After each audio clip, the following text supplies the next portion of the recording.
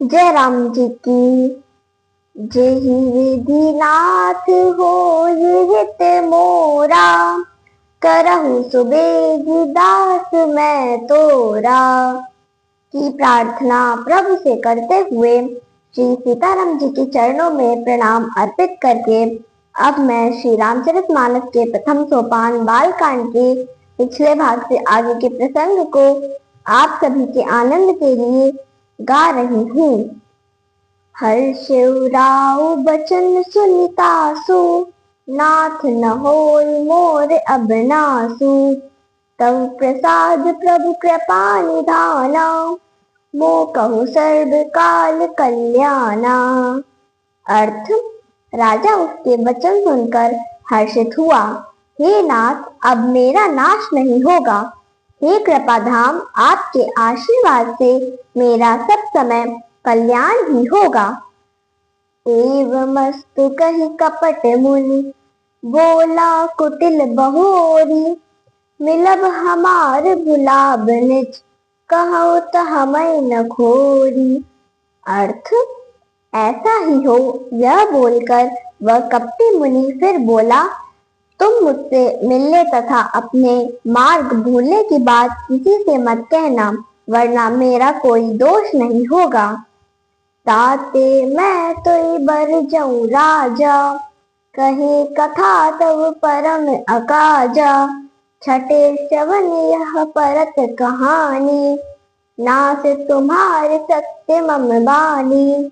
यह प्रगटे अथवा द्विज शापा, नास तोर सुन भानु प्रतापा। आन उपाय निधन तब नाही, जो हरिहर को पहि मन माही। सत्यनाथ पद गई नृप भाषा, द्विज गुर कोप कहूँ को राखा। राखै गुर जो कोप विधाता, गुर विरोध नहीं को जग त्राता। जो न चलब हम कहें तुम्हारे, हो नास नहीं सोच हमारे। एक ही डर डर पत मन मोरा, प्रभु मही देव शाप अति घोरा। अर्थ, हे राजन, मैं तुमको इसलिए मना कर रहा हूँ क्योंकि यह कथा दूसरों के जानने से तुम्हारा बड़ा नुकसान होगा। छठे कान में इस बात के पढ़ते ही तुम्हारा नाश हो जाएगा। यह मेरा वचन सत्य है। हे पिता भानु, सुनो, इस बात को प्रकट करने अथवा ब्राह्मणों के श्राप से तुम्हारा नाश होगा। दूसरे किसी उपाय से तुम्हारी मृत्यु नहीं होगी, चाहे विष्णु और शंकर भी मन में क्रोध क्यों न करें। राजा ने मुनि के चरण पकड़कर कहा, हे नाथ, यह सत्य ही है। ब्राह्मण और गुरु के क्रोध से कौन रक्षा कर सकता है। यदि ब्रह्मा भी क्रोध करे तो गुरु रक्षा कर लेते हैं, परंतु गुरु के क्रोधित होने पर कोई भी रक्षा नहीं करता है। यदि मैं आपके कहने पर नहीं चलूंगा तो मेरा नाश हो जाएगा। मुझे इसकी चिंता नहीं है। हे प्रभु, मेरा मन को तो केवल एक डर से डरा हुआ है कि ब्राह्मणों का श्राप बड़ा भयानक होता है। हो विप्र बस कवन विधि, कहूँ कृपा कर सो। तुम तज दीन दयाल निज, हितु न देखूं को।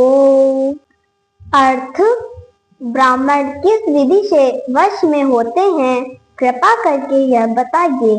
हे दीनदयाल, मुझे आपके अतिरिक्त किसी प्रकार से हित नहीं दिखाई देता है। सुन नृप विविध जतन जग माही, प्रश्न साध्य पुनि होय कि नाही। आहि एक अति सुगम उपाय, तहाँ परंतु एक कठिनाई।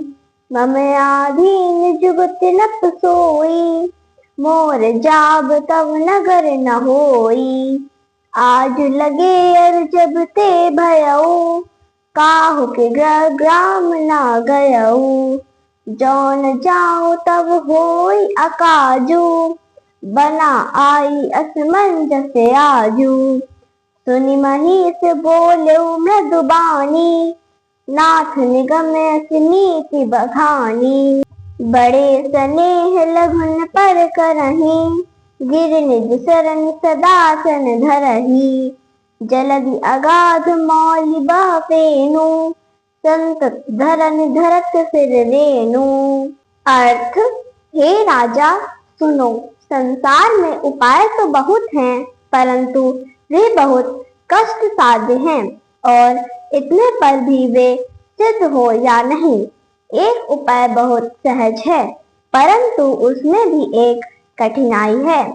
हे राजन, यह युक्ति तो मेरे हाथ है, परंतु मेरा तुम्हारे नगर में जाना नहीं हो सकेगा।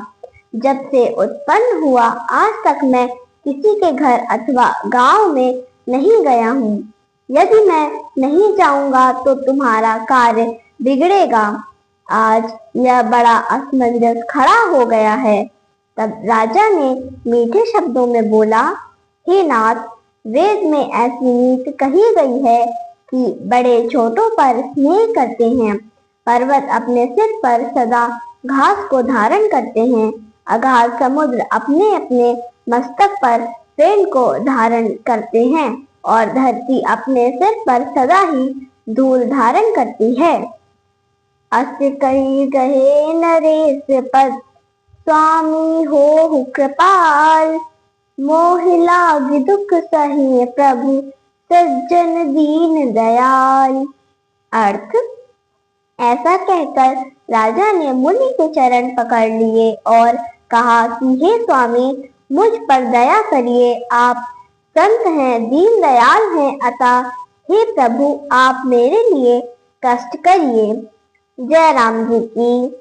मेरे वीडियो को नित्य देखने वालों आप सभी से अनुरोध है कि मेरे इस प्रयास को शेयर व लाइक कर मेरी सनातन धर्म के प्रति छोटी सी सेवा को अपना स्नेह प्रदान कीजिए।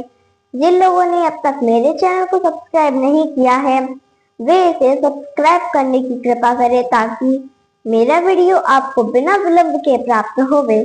जय राम जी की।